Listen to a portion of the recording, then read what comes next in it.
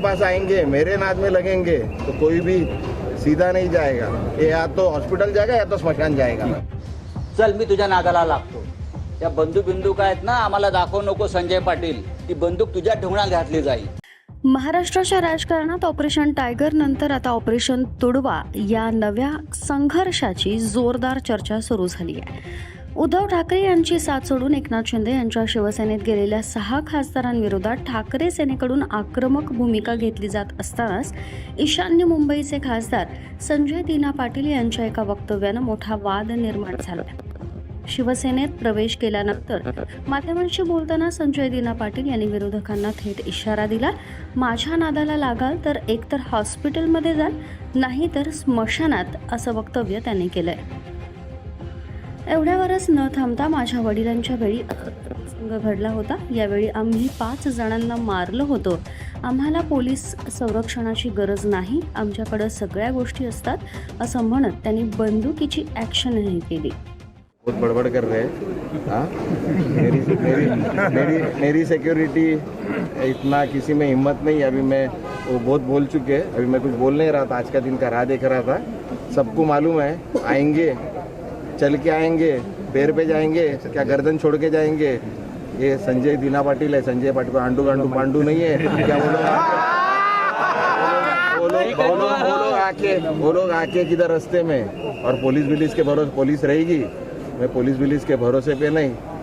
हम लोग हर चीज़ से इक्विप्ड रहते और आएंगे। और किसी मेरे को तो छोड़ दो, मेरे घर वाले को या किसी को भी टेढ़े नज़र से भी देखा, घर में घुस के, एक बार ऐसा ही हुआ था, उनको याद नहीं है। उनको बोलो जो उनके दादाजी होंगे किसी के जिंदा, तो एक बार ऐसे ही मेरे पिताजी के टाइम आए थे, 5 लोग मरे थे, 5 लोग मारे थे हमने। हाँ, वैसी दोबारा वो स्थिति नहीं हो। हाँ, और हम चिंता नहीं करते। सब लोग है ना, सब पे उनको लग रहा होगा उनके पास कोई अंडर बंडर खुद के जी में तो दम नहीं है कुछ करने का। चढ़ाते 2-4 कोई फालतू दादा लोग हैं उनके पास। हाँ, हमको दादा लोगों की जरूरत नहीं, हम खुद करने वाले लोग हैं। हम भाई, या तो फिर कृपा करके इंश्योरेंस करके रखिए, मेडिकल इंश्योरेंस करके रखिए, और दूसरा भी लाइफ इंश्योरेंस भी करके रखिए। मेरे पास आएंगे, मेरे नाद में लगेंगे तो कोई भी सीधा नहीं जाएगा। ये या तो हॉस्पिटल जाएगा या तो स्मशान जाएगा। संजय दिना पाटील यांच्या या वक्तव्यानंतर ठाकरे गटाचे खासदार संजय राऊत यांनी तितक्याच आक्रमक शब्दात प्रत्युत्तर दिलंय। चल, मी तुझ्या नादाला लागतो, बंदुका आम्हाला दाखवू नकोस, मी इथेच भांडूपमध्ये आहे, शिवसैनिकांना बंदूक दाखवतोस, गद्दारी करून 50 कोटी गिळलेत ना, मग गप्प बसायचं, करू नको, असा घणाघात राऊत यांनी केला। याचबरोबर संजय दिना पाटील यांना पक्षात काही तक्रार असेल तर त्यांनी मातोश्री सांगायला हवं होतं, असंही राऊत यांनी स्पष्ट केलं। मी लागतो नादाला, चल मी तुझ्या नादाला लागतो। त्या बंदूक आहेत ना, आम्हाला दाखवू नको संजय पाटील, आता नाव घेऊन बोलतोय मी।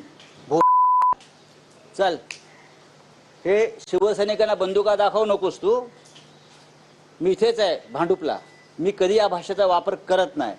बंदूक काय दाखवतो साल्या तुम्हाला? शिवसैनिकांना बंदूक दाखवतो गद्दार माणूस? हे धंदे करायचे नाही। गद्दारी केली आहे ना, 50 कोटी गिळले आहे ना, मग नीट गप्प बसायचं।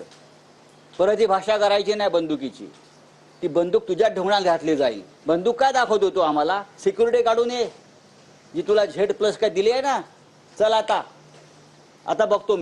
दरम्यान ठाकरे गटाच्या नेत्या अयोध्या कोर यांनीही या प्रकरणावर प्रश्न उपस्थित केलाय।